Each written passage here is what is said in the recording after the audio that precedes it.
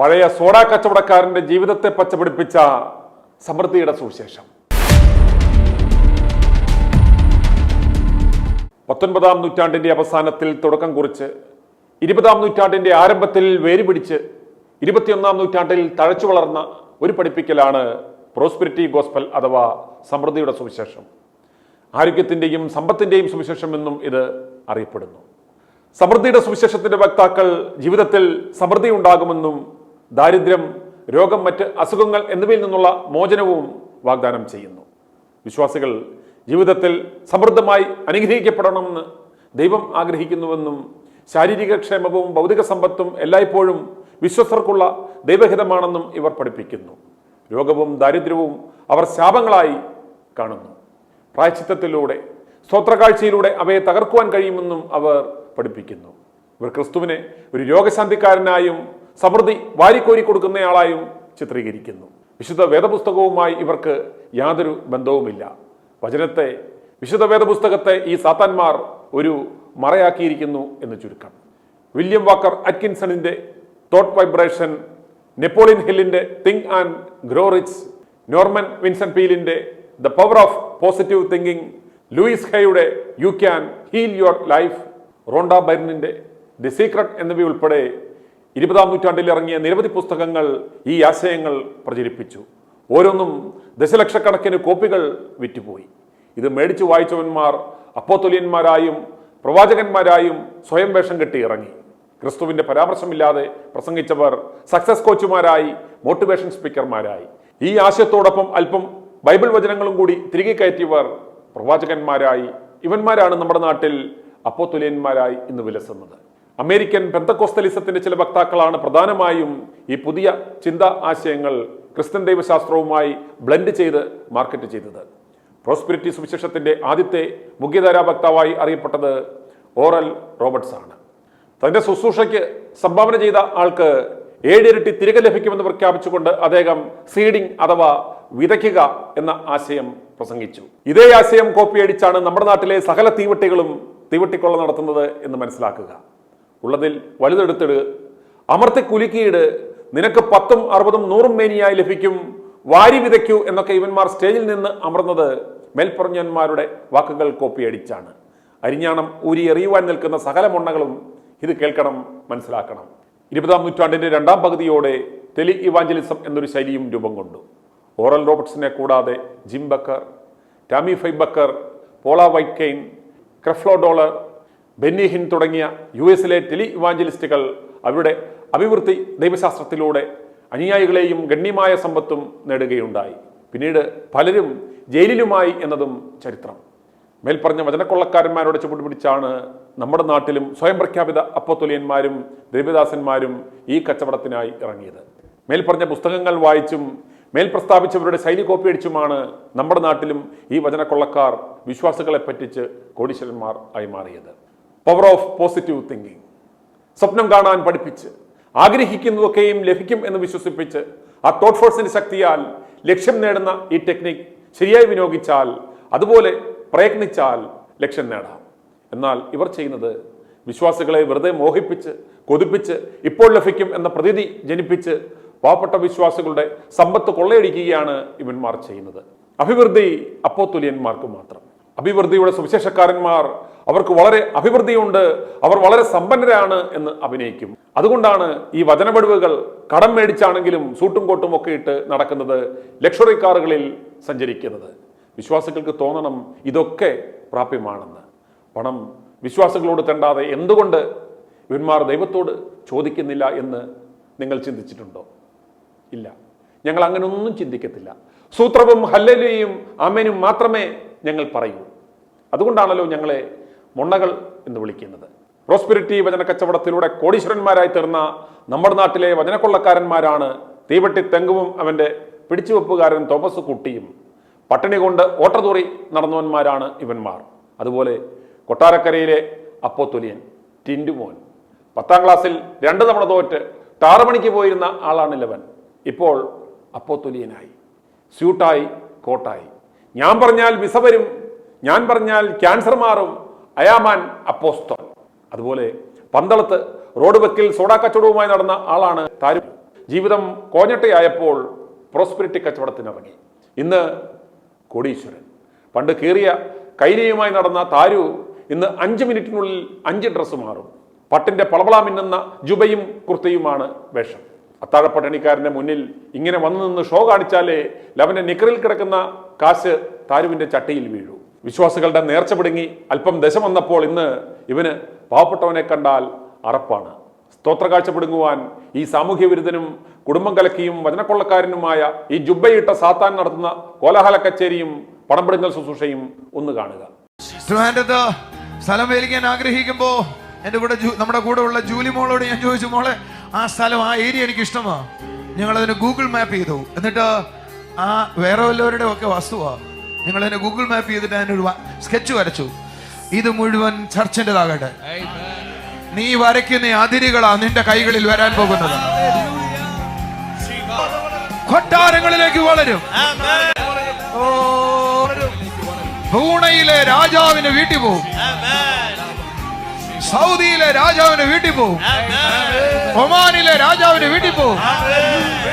ഓ ദുബായിലെ രാജാവിന്റെ വീട്ടിൽ പോകും. നിന്റെ അതിരുകൾ നീയാ തീരുമാനിക്കുന്നേ. നയാഗ്ര വെള്ളച്ചാട്ടം പോയി കാണണമെന്നുണ്ടോ? കൈ വെക്കാൻ പോലും ആരുമില്ല. അപ്പുറത്ത് കുട്ടിക്കാനത്തിൽ പോയാൻ വല്ല ആഗ്രഹമുണ്ടോ? ഇത് ഭൂമിയിൽ അമ്പരം ഉണ്ടാക്കിയത് ടു എൻജോയ്, അനുഭവിക്കാനാ, സന്തോഷിക്കാനാ. KFC തിന്നണമെങ്കിൽ ഇവിടെ വെച്ച് തിന്നോണം. സ്വർഗത്തിൽ KFC ഇല്ല. അടുത്തിരിക്കുന്നവരോട് പറ, KFC തിന്നണമെങ്കിൽ ഇവിടെ വെച്ച് തിന്നോണം. മാക്ഡൊണാൾഡ്സ് തിന്നണമെങ്കിൽ ഇവിടെ വെച്ച് തിന്നോണം. സ്വർഗത്തിൽ പോയിട്ട് എനിക്ക് വേണമെന്ന് പറഞ്ഞാൽ കർത്താവ് പറയും, മോനെ മാംസരക്തങ്ങൾ ഇങ്ങോട്ട് വരത്തില്ല, കോഴിയില്ല, ഫ്രൈ ഇല്ല. ഓ ചിലരുടെ വായിലൊക്കെ കപ്പൽ ഓടാൻ തുടങ്ങി. കൈ അടിച്ചൊരു ആമേൻ പറഞ്ഞ്. ഈ ലോകത്തിലെ നല്ല ഫുഡ് നിനക്ക് വേണ്ടിയാ ദൈവം കരുതി വെച്ചിരിക്കുന്നേ, ടു എൻജോയ്. പക്ഷെ നീ വേണ്ടെന്നാ പറയുന്നേ.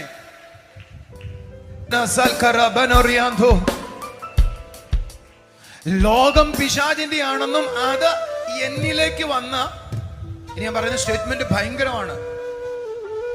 അടുത്തിരിക്കുന്നവരോട് പറ, ലോകം പിശാചിന്റെ ആണെന്നും അത് എന്നിലേക്ക് വന്നാൽ പിശാചാണ് എന്നിലേക്ക് വരുന്നതെന്നുമുള്ള തോന്നൽ എന്റെ അകത്തുനിന്ന് പൊളിച്ചു കളയണം.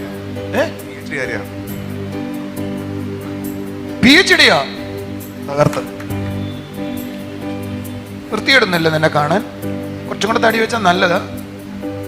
തടി വെക്കാനും കൂടെ ഞാൻ പ്രാർത്ഥിക്കാം. ഒരു നല്ല ആമേൻ പറഞ്ഞേ.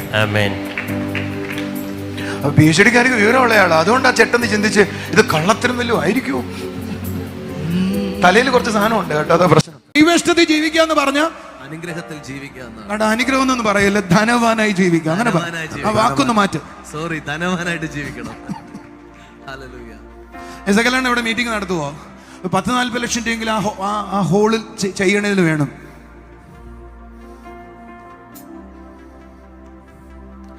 എന്നോട് നമ്മുടെ ചർച്ചയിലെ പലരും ചോദിച്ചു, 4000 രൂപ ഫീസ് എന്തെങ്കിലും കുറച്ച് കിട്ടുമോ എന്ന്. നീ എന്തെങ്കിലും പ്രാർത്ഥിച്ചിട്ടുണ്ടോ ഞാൻ ധനവാനാകണമെന്ന്? ഇത് കുറച്ച് കിട്ടുമെന്ന് ചോദിക്കാൻ ഒരു നാണമില്ല. ബൈബിൾ ഏതാ കയ്യിലുള്ളത്? 150 രൂപയുടെ. കുറച്ചും കൂടെ നല്ല ബൈബിള് കാശില്ല. ഇതിനൊക്കെ നല്ല പാത്രം എടുത്ത് തിണ്ടിക്കൂടെ? ഇനി വചനത്തിന്റെ അടിസ്ഥാനത്തിൽ താരു എന്ന സാത്താനെ ശ്രീ റോണി വലിച്ചു കയറി ഭിത്തിയിലൊട്ടിക്കുന്നത് കാണുക. സ്വയം പ്രഖ്യാപിത അപ്പോസ്തോലൻ ജോൺ താരുവിൻ്റെ നിങ്ങൾക്കുമാകാം കോടീശ്വരൻ എന്ന പരിപാടിയിലേക്ക് ഞാൻ നിങ്ങളെ സ്വാഗതം ചെയ്യുന്നു. ഈ വിഷയത്തിന് ആസ്പദമായി നമ്മൾ തിരഞ്ഞെടുത്തിരിക്കുന്നത് അപ്പോസ്തലനായ വിശുദ്ധ ജോൺ താരു സാത്താൻ എഴുതിയ ലേഖനം 2-ാം അധ്യായത്തിൽ നിന്നാണ്. ഇതിൻ്റെ 1-ാം അധ്യായത്തിൽ നമ്മൾ കണ്ടത് മണ്ടന്മാരായ വിശ്വാസികളെ അംബാനിയും അദാനിയും ആക്കി മാറ്റുന്നതാണ്. 2-ാമത്തെ അധ്യായത്തിൽ നമ്മൾ കാണുന്നത് കുറച്ചുകൂടി വിചിത്രമായിട്ടുള്ള കാര്യങ്ങളാണ്. മറ്റുള്ളവരുടെ വസ്തു എങ്ങനെ നമുക്ക് അതിരു വരച്ച് ദൈവത്തിലൂടെ സ്വന്തമാക്കാം എന്നുള്ള കാര്യവും, മരുന്ന് മേടിക്കാൻ പൈസ ഇല്ലെങ്കിൽ നയാഗ്ര വെള്ളച്ചാട്ടം പോയി കണ്ട് എൻജോയ് ചെയ്യണമെന്നുള്ള നിർദ്ദേശവും, റേഷനരി മേടിച്ച് കഞ്ഞി വെച്ചില്ലെങ്കിലും ദൈവം കൊടുത്ത മന്ന പോലെ സ്വർഗീയ ഭോജനമായ കെൻറ്റുക്കി ഫ്രൈഡ് ചിക്കനും ബിഗ് മാക്കും മേടിച്ച് നിങ്ങൾ കഴിക്കണമെന്നുള്ള ഉപദേശവും, ലോകവും അതിൻ്റെ മോഹവും നല്ലതല്ല എന്നുള്ള സത്യം പൊളിച്ചു കളയണം എന്നുള്ള അപേക്ഷയും, ആശുപത്രിയിൽ പോകാൻ പൈസ ഇല്ലെങ്കിലും ബ്രൂണൈ രാജാവിൻ്റെ ഭവനത്തിലും സൗദി രാജാവിൻ്റെ കൊട്ടാരത്തിലും പോകണമെന്നുള്ള പഠിപ്പിക്കലും, പിന്നെ താരുവിൻ്റെ പ്രാർത്ഥനകൾക്ക് കൈയടിച്ചും തുള്ളിച്ചാടിയും പോകുന്ന മണ്ടന്മാരായ വിശ്വാസികൾക്ക് അവസാനം സംഭവിക്കുന്ന പാത്രം എടുത്തുകൊണ്ടുള്ള തെണ്ടൽ എന്നുള്ള പ്രവചന സത്യവും താരു ഇവിടെ 2-ാം അധ്യായത്തിൽ വെളിപ്പെടുത്തുന്നത് നമുക്ക് കാണാം. അങ്ങനെ 2-ാമത്തെ അധ്യായം സംഭവ ബഹുലമാണ്. ഇവന്റെ ഈ മീറ്റിങ്ങിന്റെ അവസാനം ഈ സാത്താൻ ഒഴിച്ച് ഇവന്റെ ഈ പൈശാചിക പ്രാർത്ഥനകൾക്ക് വരുന്ന ആത്മാഭിമാനമുള്ള മണ്ടൻ വിശ്വാസികൾ ആരും പാത്രമെടുത്ത് തെണ്ടുന്നത് കണ്ടില്ല. കാരണം വൻ കോടികൾ വിലമതിക്കുന്ന സാമ്രാജ്യം നിലനിർത്തണമെങ്കിൽ ഇവൻ പാത്രമെടുത്ത് തെണ്ടിയല്ലേ പറ്റൂ. ഇതാണല്ലോ ഇന്നത്തെ പ്രോസ്പെരിറ്റി ഗോസ്പൽ. ദൈവത്തിൻ്റെ ആഗ്രഹം എല്ലാവരെയും കോടീശ്വരന്മാരാക്കി മാറ്റുക എന്നുള്ളതാണ്. അതിനുവേണ്ടി ഇവന്മാരുടെ തെണ്ടൽ പാത്രത്തിലേക്ക് വിതയ്ക്കുക എന്ന് പറഞ്ഞുകൊണ്ടാണ് ഈ പ്രോസ്പെരിറ്റി ഗോസ്പൽ പ്രസംഗിക്കുന്ന ഈ സാത്താന്മാർ നിങ്ങളെ സമീപിക്കുന്നത്. ഈ ഗണത്തിൽ പെടുന്നത് പാടുമാറാൻ താടി വെച്ച താരു മാത്രമല്ല, കോട്ടയം ഡെവില്ലി ഫീസ്റ്റ് തങ്കപ്പനും തോമാച്ചനും, പിന്നെ കൊട്ടാരക്കരയിൽ മണ്ടയിൽ ഒന്നുമില്ല എന്ന് നാട്ടുകാർക്ക് തോന്നി തുടങ്ങിയപ്പോൾ വിഗ് വെച്ചിറങ്ങിയ ടിൻറ്റുമോനും, തകാരം ഉപയോഗിച്ച് തെറി വിളിച്ച് അനുഗ്രഹിച്ച് പ്രവചിക്കുന്ന അടൂര് പാസ്റ്റർ ടിജോയും, പിന്നെ വേറെ കുറച്ചെണ്ണം കൂടിയുണ്ട്, അവരുടെ പേര് ഞാൻ ഓർക്കുന്നില്ല. ഇവന്മാരെല്ലാം പ്രോസ്പെരിറ്റി ഗോസ്പലിന്റെ ഭാഗമായി നിങ്ങളെ കോടീശ്വരൻ ആക്കാൻ വേണ്ടി പാത്രമെടുത്ത് തെണ്ടാൻ ഇറങ്ങിയവന്മാരാണ് ഈ സാത്താന്റെ സന്തതികൾ. ഇവന്മാരെ എന്തിനാണ് സാത്താന്റെ സന്തതികൾ എന്ന് വിളിക്കുന്നത് കുറച്ച് കഴിയുമ്പോൾ നിങ്ങൾക്ക് മനസ്സിലാകും. പ്രോസ്പെരിറ്റി ഗോസ്പൽ കേരളത്തിൽ താനെ പൊട്ടിമുളച്ചുണ്ടായതല്ല. വിദേശ പ്രോസ്പെരിറ്റി ഗോസ്പൽ പ്രീച്ചേഴ്സിനെ അനുകരിച്ചുടലെടുത്തതാണ്. ഇതിൻ്റെ കാരണം ഈ പ്രോസ്പെരിറ്റി പ്രീച്ചേഴ്സ് ഉണ്ടാക്കിയെടുത്ത കോടികളുടെ സാമ്രാജ്യവും അവരുടെ ആഡംബര ജീവിതവുമാണ്. 20-ാം നൂറ്റാണ്ടിൻ്റെ ആദ്യ കാലഘട്ടങ്ങളിൽ യൂറോപ്പിലും അമേരിക്കയിലും മുളച്ചു പൊങ്ങിയ ഒരു സാത്താൻ്റെ ടീച്ചിങ് ആണ് ഈ പ്രോസ്പെരിറ്റി ഗോസ്പൽ. ഈ പ്രോസ്പെരിറ്റി ഗോസ്പൽ പ്രീച്ച് ചെയ്ത് നടന്ന ആദ്യകാല പ്രീച്ചേഴ്സായ Oral Roberts, Kenneth Hagin, Jim Bakker, Robert Tilton, അങ്ങനെ കുറച്ച് പേരുണ്ട്. ഇവരുടെയൊക്കെ ജീവിത സാഹചര്യങ്ങളും അവരുടെ സമ്പത്തും നമ്മൾ നോക്കുകയാണെങ്കിൽ നമുക്ക് ഊഹിക്കുന്നതിനേക്കാൾ അപ്പുറമാണ്. കോടികൾ.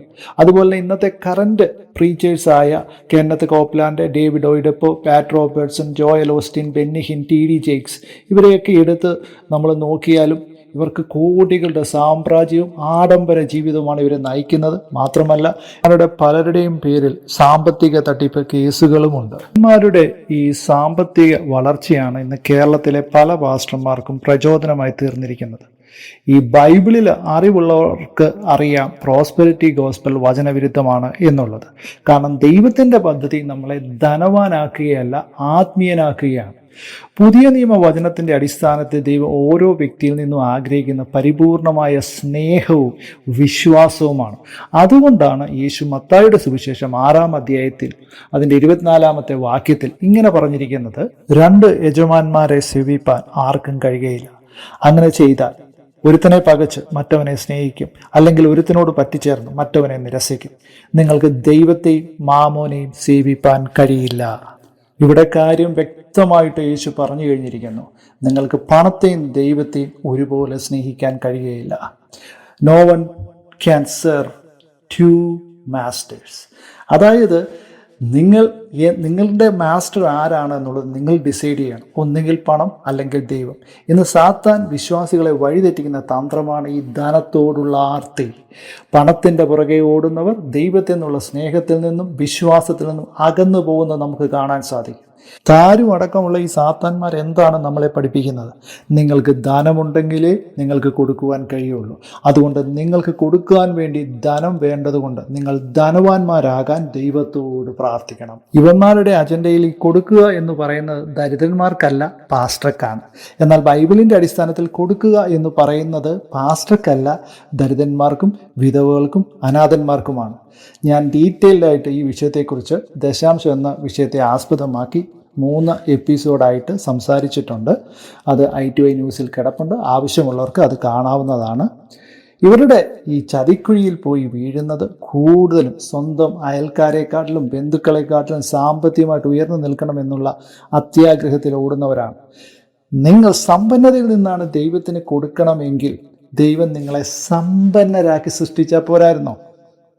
സ്വർഗീയ ജീവിതത്തിൻ്റെ അടിസ്ഥാനം സമ്പന്നതയാണ് എങ്കിൽ മിനിമം ദൈവം കൊട്ടാരത്തിൽ ജനിച്ചില്ലെങ്കിൽ ഒരു ധനികനായിട്ടെങ്കിലും ജനിക്കണമായിരുന്നു.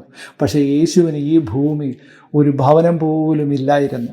ഈ സാത്താന്മാർ പറഞ്ഞുകൊണ്ട് നടക്കുന്നത് ദൈവം അബ്രഹാമിനെ ധനവാനാക്കി മാറ്റി, ഇയ്യോബിനെ ധനവാനാക്കി മാറ്റി, അതുകൊണ്ട് ദൈവം നിങ്ങളെ ധനവാന്മാരാക്കി മാറ്റും. എന്നാൽ ബൈബിളിൽ അറിവുള്ള ഒരു വ്യക്തിക്ക് പഴയ നിയമത്തിൽ ദൈവം ചിലർക്ക് ഭൗതിക നന്മകൾ അനുഗ്രഹത്തിൻ്റെ അടയാളമായി നൽകിയിരുന്നു എന്ന് കാണാൻ പറ്റും. എന്നാൽ പുതിയ നിയമത്തിലേക്ക് വരുമ്പോൾ ഒരാളെയും ദൈവം ധനവാനാക്കി മാറ്റിയിട്ടുള്ളതായി കാണാൻ സാധിക്കുന്നില്ല. പഴയ നിയമത്തിൽ ഒരു വ്യക്തിയുടെ അനുഗ്രഹത്തിൻ്റെ ഒരു അടയാളം ഫിസിക്കലി റിച്ച്നെസ് ആയിരുന്നുവെങ്കിൽ പുതിയ നിയമത്തിൽ ദൈവം അത് ഷിഫ്റ്റ് ചെയ്തതായിട്ട് നമുക്ക് കാണാൻ സാധിക്കും. പുതിയ നിയമത്തിൽ ഒരു വ്യക്തിയുടെ അനുഗ്രഹത്തിൻ്റെ അടയാളം അയാളുടെ സ്പിരിച്വൽ റിച്ച്നെസ് ആണ്. ഈ റിച്ച്നെസ് ആണ് ഒരുത്തനെ ദൈവരാജ്യത്തിന് യോഗ്യനാക്കി തീർക്കുന്നത്. ഇതിൽ ആർക്കെങ്കിലും സംശയമുണ്ടെങ്കിൽ മത്തായിയുടെ സുവിശേഷം 19-ാം അധ്യായം അതിൻ്റെ 24-ാമത്തെ വാക്യം വായിക്കണം. ധനവാൻ ദൈവരാജ്യത്തിൽ കടക്കുന്നതിനേക്കാൾ ഒട്ടകം സൂചിക്കുഴിയോടെ കടക്കുന്നത് എളുപ്പമെന്ന് ഞാൻ നിങ്ങളോട് പറയുന്നു എന്ന് പറഞ്ഞു. ഇപ്പോൾ കാര്യം പിടികിട്ടി കാണുമെന്ന് ഞാൻ വിചാരിക്കുന്നു. എന്നാലും ചിലർക്ക് കാര്യം പിടികിട്ടില്ല. അതിൽ ഞാൻ അതിശയിക്കുന്നില്ല. അതുകൊണ്ട് വിശുദ്ധ പൗലോസ് 2 കൊരിന്ത്യർ 4-ാം അധ്യായം അതിൻ്റെ 4-ാമത്തെ വാക്യത്തിൽ ഇങ്ങനെ പറയുന്നു: ദൈവപ്രതിമയായ ക്രിസ്തുവിൻ്റെ തേജസ്സുള്ള സുവിശേഷത്തിൻ്റെ പ്രകാശനം ശോഭിക്കാതിരിപ്പാൻ ഈ ലോകത്തിൻ്റെ ദൈവം അവിശ്വാസികളുടെ മനസ്സ് കുരുടാക്കി. ആരാണ് തേജസ്സുള്ള സുവിശേഷം ശോഭിക്കാതിരിക്കാൻ അവിശ്വാസികളുടെ മനസ്സ് കുരുടാക്കിയ ഈ ലോകത്തിൻ്റെ ദൈവം? ആ ദൈവം സാത്താനാണ് എന്ന് പറഞ്ഞാൽ ആർക്കെങ്കിലും അതിൽ സംശയമുണ്ടോ? സംശയിക്കേണ്ട കാര്യമില്ല, അത് സാത്താൻ തന്നെയാണ്. ഞാൻ എന്തിനാണ് ഈ താരുവിനെ സാത്താൻ എന്ന് വിളിക്കുന്നത് എന്ന് കുറച്ചുകൂടി വ്യക്തമാകണമെങ്കിൽ 1 യോഹന്നാൻ 2-ാം അധ്യായം അതിൻ്റെ 15-ാമത്തെ വാക്യം വായിച്ചു നോക്കണം. ഇവിടെ വ്യക്തമായിട്ട് പറയുന്നു ലോകത്തെയും ലോകത്തിനുള്ളതിനെയും സ്നേഹിക്കരുത് എന്ന്. ആദ്യം നമ്മൾ കണ്ടു ഈ ലോകത്തിൻ്റെ ദൈവം സാത്താനാണ് എന്നുള്ളത്. അതുകൊണ്ടാണ് ഈ ലോകത്തെയും അതിനുള്ളതിനെയും സ്നേഹിക്കരുതെന്ന് പറയുന്നത്. ഈ വചനത്തെ പൊളിക്കണം എന്നാണ് താരു പരസ്യമായിട്ട് നിന്ന് മണ്ടന്മാരായ വിശ്വാസികളെ പഠിപ്പിക്കുന്നത്. ഇത് കേട്ട് കൈയടിച്ച ആ മണ്ടന്മാരായ വിശ്വാസികളെ എന്തു പറയാനാണ്? ഈ കൈയടിച്ചവരുടെ കൂട്ടത്തിൽ പണ്ഡിതന്മാരും ഡോക്ടർമാരും എഞ്ചിനീയർമാരും ഡോക്ടറേറ്റ് എടുത്തവരും എല്ലാവരും പെടും. താരുവിൻ്റെ വിദ്യാഭ്യാസക്കുറവും ഇവരുടെ വിദ്യാഭ്യാസ കൂടുതലും എല്ലാം കണക്ക് തന്നെയാണ്. വിശുദ്ധ ബൈബിളിൻ്റെ അടിസ്ഥാനത്തിൽ ഒരു കാര്യം ചെയ്യരുതെന്ന് വ്യക്തമായി പറഞ്ഞിട്ടുണ്ടെങ്കിൽ അത് ചെയ്യണമെന്ന് പഠിപ്പിക്കുന്നവരെ സാത്താൻ എന്നല്ലാതെ പിന്നെ എന്താണ് വിളിക്കേണ്ടത്? ഇതേ പരിപാടി തന്നെയാണ് ഏദൻ തോട്ടത്തിൽ സാത്താൻ ചെയ്തത്. ചെയ്യരുത് എന്ന് ദൈവം പറഞ്ഞുവോ അത് ചെയ്യാനാണ് സാത്താൻ ഹവ്വയെ പ്രേരിപ്പിച്ചത്. ഇവൻ്റെ മീറ്റിങ്ങിന് പോയിട്ട് വരുന്ന ആൾക്കാർ തീർച്ചയായിട്ടും സാത്താൻ്റെ ആരാധനയ്ക്ക് പോയിട്ട് വരുന്നവരാണ്. ആ കാര്യത്തിൽ യാതൊരു സംശയവുമില്ല. ഇന്ന് പ്രോസ്പെരിറ്റി ഗോസ്പൽ പറഞ്ഞ് ധനവാന്മാരാക്കാൻ നടക്കുന്ന ഇവന്മാരോട് ചോദിക്കണം, ലൂക്കോസിൻ്റെ സുവിശേഷം 16-ാം അധ്യായത്തിൽ പറഞ്ഞ ധനവാൻ എന്തുകൊണ്ട് സ്വർഗരാജ്യത്തിൽ പോയില്ല? ദാരിദ്ര്യം ശാപമാണ് എന്ന് പറഞ്ഞു പഠിപ്പിക്കുന്ന ഈ സാത്താൻ സ്വർഗത്തിൽ പോയ ലാസറിനെ നോക്കുമ്പോൾ ലാസർ അവിടെ രോഗിയായിരുന്നു, ദരിദ്രനായിരുന്നു, കഷ്ടപ്പാടുകൾ സഹിച്ചവനായിരുന്നു. ആരുടെ പ്രോസ്പെരിറ്റി ഗോസ്പൽ അനുസരിച്ച് ഒരിക്കലും സ്വർഗത്തിൽ പോകാൻ സാധ്യതയില്ലാത്ത ലാസറാണ് സ്വർഗത്തിൽ പോയത്. ഇവിടെ നമ്മൾ നോക്കുമ്പോൾ ധനവാനായിട്ടുള്ള മനുഷ്യൻ ചെയ്ത തെറ്റെന്താണ്? അവൻ ധനവാനായിട്ടിരുന്നു എന്നുള്ള തെറ്റാണ് നമുക്ക് കാണാൻ കഴിയുന്നത്. അവൻ ധനത്തിനെയാണ് കൂടുതൽ പ്രയോറിറ്റി നൽകിയത്, ദൈവത്തിനല്ലായിരുന്നു. ഇന്ന് വചനത്തിൽ അടിസ്ഥാനമില്ലാത്ത പല കള്ളന്മാരായിട്ടുള്ള ദൈവദാസന്മാരും വിശ്വാസികളുടെ അനുഗ്രഹം വിലയിരുത്തുന്ന അവരുടെ ഭൗതിക വളർച്ചയും സ്വത്തും നോക്കിയാണ്. ഇന്ന് പണത്തിന് പിന്നാലെ ഓടുന്നവർ അല്ലെങ്കിൽ ധനവാനാകാൻ ഓടുന്നവർ കാലിടറി വീഴാതിരുന്നാൽ ഭാഗ്യം. അതുകൊണ്ടാണ് തിരുവചനം നമ്മളെ പഠിപ്പിക്കുന്നത്, ഉണ്ണാനും ഉടുക്കാനും ഉണ്ടെങ്കിൽ അത് മതി, അവിടെ സമാധാനമുണ്ട്, അവിടെ സന്തോഷമുണ്ട്. ഒരു യഥാർത്ഥ വിശ്വാസിക്ക് വളരെയധികം ആവേശവും ആശ്വാസവും നൽകുന്ന ഒരു വാക്യമാണ് മത്തായിയുടെ സുവിശേഷം 6-ാം അധ്യായം അതിൻ്റെ 8-ാമത്തെ വാക്യം. നിങ്ങൾക്ക് ആവശ്യമുള്ളത് ഇന്നതെന്ന് നിങ്ങൾ യാചിക്കും മുമ്പേ നിങ്ങളുടെ പിതാവ് അറിയുന്നുവല്ലോ. ഇതിലും വലിയൊരു സന്തോഷം ഒരു വിശ്വാസിക്ക് എന്താണ് ഈ ഭൂമിയിൽ വേണ്ടത്? ഭൂമിയിൽ നിനക്ക് എന്താണ് വേണ്ടത് എന്നുള്ളത് നീ പറയുന്നതിന് മുമ്പ് തന്നെ ദൈവത്തിനറിയാം. ഇപ്പോൾ നമ്മുടെ മക്കളുടെ കാര്യത്തിൽ അവർ ചോദിക്കുന്നതെല്ലാം നമ്മൾ മേടിച്ചു കൊടുക്കുമോ? അവർക്ക് ആവശ്യമുള്ളതല്ലേ നമ്മൾ മേടിച്ചു കൊടുക്കത്തുള്ളൂ? ഈ നമ്മളാണ് എന്നെ കോടീശ്വരനാക്കണമെന്ന് പറഞ്ഞ് ദൈവത്തോട് പ്രാർത്ഥിച്ചുകൊണ്ട് നടക്കുന്നത്. ഈ ഭൂമിയിൽ ജീവിക്കുവാൻ പണം ആവശ്യമാണ്. പക്ഷെ പണത്തിന് വേണ്ടി മാത്രം ഈ ഭൂമിയിൽ ജീവിക്കരുത്. ഒരാൾ പണത്തിന് പിന്നാലെയുള്ള പാച്ചിൽ നിർത്തി ദൈവത്തിൻ്റെ പിന്നാലെ പോകാൻ തുടങ്ങുമ്പോഴാണ് യഥാർത്ഥത്തിലുള്ള അനുഗ്രഹം സ്റ്റാർട്ട് ചെയ്യുന്നത്. അതുകൊണ്ടാണ് വിശുദ്ധ തിരുവചനം നമ്മളെ ഓർമ്മപ്പെടുത്തുന്നത്, മുമ്പേ അവൻ്റെ രാജ്യവും നീതിയും അന്വേഷിപ്പിൻ, അതോടുകൂടി ഇതൊക്കെയും നിങ്ങൾക്ക് കിട്ടും. അതുകൊണ്ട് ഒരു വിശ്വാസിയുടെ ഫസ്റ്റ് പ്രയോറിറ്റി എപ്പോഴും ദൈവമായിരിക്കും, ധനമായിരിക്കില്ല. താരു ഉരുട്ടിത്തരുന്ന വിഷഗുളികകളല്ല നിങ്ങൾ വിഴുങ്ങേണ്ടത്, തിരുവചനത്തിൻ്റെ സത്യങ്ങളാണ് നിങ്ങൾ പഠിക്കേണ്ടത്.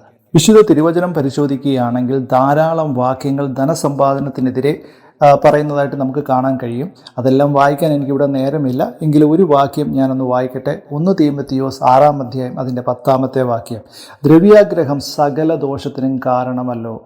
ഇന്ന് നമ്മുടെ നാട്ടിൽ അല്ലെങ്കിൽ നമ്മുടെ ചുറ്റുപാടിൽ അല്ലെങ്കിൽ ഈ ലോകത്ത് നടക്കുന്ന പല സംഭവങ്ങൾ എടുത്ത് നോക്കുകയാണെങ്കിൽ ഒട്ടുമിക്ക ക്രൈമുകളുടെയും പുറകിൽ പണം തന്നെയാണ് കാരണം. അല്ലെങ്കിൽ പണം സമ്പാദിക്കാനും അല്ലെങ്കിൽ പണത്തിനോടുള്ള ആർത്തി കാരണം ചെയ്തു പോയ ക്രൈമുകളാണ് കൂടുതലും നമുക്ക് കാണാൻ സാധിക്കുന്നത്. ഈ പ്രോസ്പെരിറ്റി ഗോസ്പലിൽ ചില കാര്യം കൂടിയുണ്ട്. ഈ പുട്ടു പോകുമ്പോൾ അതിൻ്റെ പുറകെ അക്കമ്പനിയായിട്ട് പോകുന്ന 2 സാധനങ്ങളാണ് പഴവും പപ്പടവും. അതുപോലെ തന്നെയാണ് പ്രോസ്പെരിറ്റി ഗോസ്പൽ പോകുമ്പോൾ അതിൻ്റെ കൂടെ പോകുന്ന 2 തട്ടിപ്പ് സാധനങ്ങളാണ് രോഗശാന്തി ശുശ്രൂഷയും പ്രവചനവും. ഇവയില്ലാതെ പ്രോസ്പെരിറ്റി ഗോസ്പലിന് പോകാൻ സാധിക്കില്ല, അല്ലെങ്കിൽ അവരുടെ കച്ചവടം നടക്കില്ല.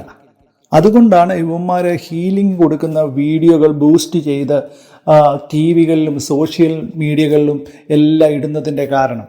പക്ഷേ ഇന്നുവരെ ഒരു പാസ്റ്റർ അല്ലെങ്കിൽ ഒരു പ്രവാചകൻ താൻ പ്രാർത്ഥിച്ച രോഗി ഹീലായിട്ടില്ല എന്ന് പറഞ്ഞ ഒരു വീഡിയോ കൊടുക്കുന്നത് ഞാൻ ഇന്നുവരെ കണ്ടിട്ടില്ല. അങ്ങനെയാണെങ്കിൽ ഈ കച്ചവടങ്ങളൊന്നും നടക്കത്തില്ലല്ലോ, അതുകൊണ്ട് അവന്മാർ കൊടുക്കില്ല. ഇന്ന് പല മണ്ടന്മാരായിട്ടുള്ള വിശ്വാസികളും വിശ്വസിച്ചിരിക്കുന്നത് ഈ സാത്താന്മാർ ദൈവത്തെ കൊണ്ടാണ് ഈ അത്ഭുതങ്ങളൊക്കെ നടത്തുന്നത് അല്ലെങ്കിൽ രോഗശാന്തി കൊടുക്കുന്നത് എന്നുള്ളതാണ്. താരുവിൻ്റെ കൂടെ പോകുന്ന ഈ മണ്ടന്മാരായ വിശ്വാസികളോട് ഇവൻ സാത്താൻ്റെ പ്രവൃത്തിയാണ് ചെയ്യുന്നത്, ദൈവത്തിൽ നിന്നുള്ളതല്ല എന്ന് പറഞ്ഞ് നമ്മൾ അവരെ പറഞ്ഞ് മനസ്സിലാക്കാൻ ശ്രമിക്കുമ്പോൾ അവന്മാർ നമുക്ക് ക്ലാസ് എടുക്കും. ആഹാ, ഞങ്ങളുടെ താരു ബ്രദർ ആരാണെന്നറിയാമോ? ആരാ?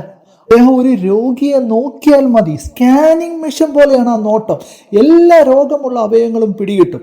നമ്മുടെ മനസ്സിൽ എന്തെങ്കിലും ചിന്തിച്ചാൽ അന്നേരം അദ്ദേഹം എന്താണെന്ന് വിളിച്ചു പറയും. അറിയാമോ എത്ര രോഗികളെയാണ് അദ്ദേഹം സൗഖ്യമാക്കുന്നത്? ഈ പുള്ളിയെപ്പറ്റി ഇപ്പോൾ ഒരു ചൊല്ല് വരെ ഉണ്ട്. എന്താണ് ആ ചൊല്ല്?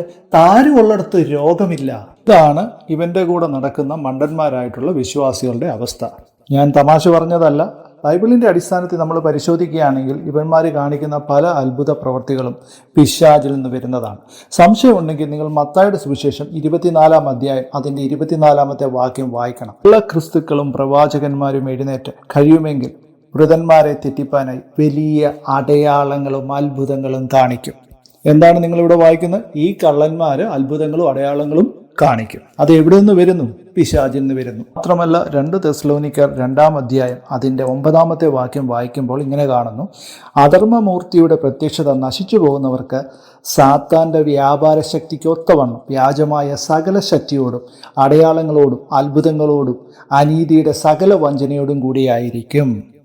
ഇവിടെ നാം കാണുന്നത് സാത്താൻ കാണിക്കുന്ന അത്ഭുതങ്ങളും അടയാളങ്ങളുമാണ്. അതുകൊണ്ടാണ് യേശു ഈ സാത്താന്മാരായിട്ടുള്ള ദൈവദാസന്മാരെന്ന് പറഞ്ഞ് പറ്റിച്ച് നടക്കുന്ന യവന്മാരെ പറ്റി മത്തായിയുടെ സുവിശേഷം 7-ാം അധ്യായത്തിൽ പറഞ്ഞിരിക്കുന്നത്, കർത്താവേ കർത്താവേ, നിന്റെ നാമത്തിൽ ഞങ്ങൾ പ്രവചിക്കുകയും ഭൂതങ്ങളെ പുറത്താക്കി നിന്റെ നാമത്തിൽ വളരെ വീരപ്രവർത്തികൾ പ്രവർത്തിക്കുകയും ചെയ്തില്ലയോ എന്ന് പലരും അന്നാളിൽ എന്നോട് പറയും. അന്ന് ഞാൻ അവരോട്, ഞാൻ ഒരു നാളും നിങ്ങളെ അറിഞ്ഞിട്ടില്ല, അധർമ്മം പ്രവർത്തിക്കുന്നവരെ എന്നെ വിട്ടുപോകുവിൻ എന്ന് തീർത്തും പറയും. കേട്ടല്ലോ, നിങ്ങൾ പലരും വിശ്വസിക്കുന്നത് ഇവന്മാർ ദൈവത്തിൻ്റെ നാമത്തിലാണ് ഈ അത്ഭുതങ്ങൾ കാണിക്കുന്നതെന്നുള്ളത്. അല്ല, സാത്താൻ്റെ നാമത്തിലാണ്. അതുകൊണ്ടാണ് ഇവനെ സാത്താൻ എന്ന് ഞാൻ വിളിക്കുന്നതും ഇവൻ്റെയൊക്കെ പ്രാർത്ഥനയ്ക്ക് പോകുന്നവർ സാത്താൻ്റെ ആരാധനയ്ക്ക് പോകുന്നു എന്ന് നമ്മൾ മനസ്സിലാക്കേണ്ടത്. താരുവിന് റിമിറ്റോമിയോട് ഡാൻസ് കളിക്കണമെങ്കിൽ നിങ്ങളുടെ കാശ് കിട്ടിയേ പറ്റുള്ളൂ. അതിനുവേണ്ടി അവൻ ഏത് ഇല്ലാത്ത വചനം നിങ്ങളെ പഠിപ്പിച്ചു വിടും. ഏകദേശം 12 വർഷങ്ങൾക്ക് മുമ്പ് ഒരു വ്യക്തി പ്രോസ്പെരിറ്റി ഗോസ്പൽ ഉപദേശമായ ധനവാനാകണം, ധനമുണ്ടെങ്കിലേ കൊടുക്കാൻ പറ്റുള്ളൂ എന്നുള്ള ആശയത്തെ അടിസ്ഥാനമാക്കി പറ്റിച്ച് കാശുണ്ടാക്കാൻ അറിയാത്ത അല്ലെങ്കിൽ ബിസിനസ് ചെയ്യാൻ താല്പര്യമില്ലാത്ത ആ വ്യക്തി പകൽ ഒരു ജോലി ചെയ്തുകൊണ്ടിരുന്ന ആ വ്യക്തി രാത്രി ഒരു ജോലി കൂടി ഏറ്റെടുക്കുന്നു. 2 ജോലി ചെയ്ത് ആ വ്യക്തി മുൻപോട്ട് പോകുന്നു. ഈ കാലഘട്ടത്തിൽ ദൈവത്തോട് പ്രാർത്ഥിക്കാൻ പോലും ആ വ്യക്തിക്ക് നേരമില്ലായിരുന്നു. ഉറക്കമില്ലായ്മ കാരണം അദ്ദേഹത്തിൻ്റെ ആരോഗ്യസ്ഥിതിയിൽ 1 വർഷം കൊണ്ട് വലിയ പ്രശ്നങ്ങളുണ്ടായി. ഒരു ജോലിക്കും പോകാൻ പറ്റാത്ത അവസ്ഥയായി. പെട്ടെന്ന് ഒരു ജോലി റിസൈൻ ചെയ്തു. മറ്റൊരു ജോലിയിൽ ഏകദേശം 4 മാസത്തെ മെഡിക്കൽ ലീവ് എടുക്കുന്നു. പിന്നീട് നീണ്ട 5 വർഷം എടുക്കുന്നു ഈ വ്യക്തി സാധാരണ ഒരു ജീവിതത്തിലേക്ക് തിരിച്ചു വരാൻ. ഈ 5 വർഷം അനുഗ്രഹമായി എന്ന് വേണം പറയാൻ. ദൈവം പല കാര്യങ്ങളെയും വചനത്തിന്റെ സത്യങ്ങളെയും പഠിപ്പിച്ചു കൊടുത്തു. അതുകൊണ്ടാണ് ആ വ്യക്തിയായ ഞാൻ നിങ്ങളോട് ഈ സാത്താന്മാരുടെ പ്രോസ്പെരിറ്റി ഗോസ്പൽ എന്ന ചതിയിൽ പോയി വീഴരുതേ എന്ന് പറയുന്നത്. ചെവിയുള്ളവർ കേൾക്കട്ടെ, മനസ്സിലാക്കുന്നവർ മനസ്സിലാകട്ടെ. നിങ്ങളെ ദൈവം അനുഗ്രഹിക്കട്ടെ. പ്രിയപ്പെട്ട വിശ്വാസികളെ, ഈ വചനക്കൊള്ളക്കാരൻ്റെ ചവിട്ടുനാടകത്തിന് നിങ്ങൾ പോകുന്നത് കൊണ്ട് അഭിവൃദ്ധി ഈ സാത്താന് മാത്രമാണെന്ന് മനസ്സിലാക്കുക. നിങ്ങളുടെ സ്തോത്രകാഴ്ച പിടുങ്ങിയാണ് ഈ ഷോ എല്ലാം കാണിക്കുന്നത് എന്നും മനസ്സിലാക്കുക. നിങ്ങൾ പണം കൊടുത്തില്ല എങ്കിൽ താര്യവും ഇവൻ്റെ പൊണ്ടാട്ടിയും മക്കളും തൊഴിലുറപ്പിന് പോകേണ്ടി വരും എന്ന് ഉറപ്പാണ്. നിങ്ങൾ ആഗ്രഹിക്കുന്നതെന്തും സാധ്യമാകുമെന്ന് നിങ്ങൾ ഉറച്ചു വിശ്വസിക്കുക. അത് സാധ്യമാകുന്നത് സ്വപ്നം കാണുക. ആ ലക്ഷ്യത്തിനായി ആത്മാർത്ഥമായി കഠിനാധ്വാനം ചെയ്യുക. അത് സാധ്യമായിരിക്കും. വിശുദ്ധ വേദപുസ്തകം പറയുന്നു, അതുകൊണ്ട് നിങ്ങൾ പ്രാർത്ഥിക്കുമ്പോൾ യാചിക്കുന്നതൊക്കെയും നിങ്ങൾക്ക് ലഭിച്ചു എന്ന് വിശ്വസിപ്പിൻ, എന്നാൽ അത് നിങ്ങൾക്കുണ്ടാകും എന്ന് ഞാൻ നിങ്ങളോട് പറയുന്നു. മർക്കോസിന്റെ സുവിശേഷം 11-ാം അധ്യായം 21-ാം വാക്യം. യാചിപ്പിൻ, എന്നാൽ നിങ്ങൾക്ക് കിട്ടും. അന്വേഷിപ്പിൻ, നിങ്ങൾ കണ്ടെത്തും. മുട്ടുവിൻ, എന്നാൽ നിങ്ങൾക്ക് തുറക്കും എന്ന് മത്തായിയുടെ സുവിശേഷം 7-ാം അധ്യായം 7-ാം വാക്യത്തിൽ നാം വായിക്കുന്നു. ഇടനിലക്കാരനായി ഒരു ദ്രവ്യദാസനും നമുക്കിടയിൽ വേണ്ട. i2i News, an eye for truth. i2i News subscribe ചെയ്തിട്ടില്ലാത്തവർ ഇപ്പോൾ തന്നെ സബ്സ്ക്രൈബ് ചെയ്യുക. നോട്ടിഫിക്കേഷൻ ലഭിക്കുവാൻ ബെൽ ബട്ടണും അമർത്തുക.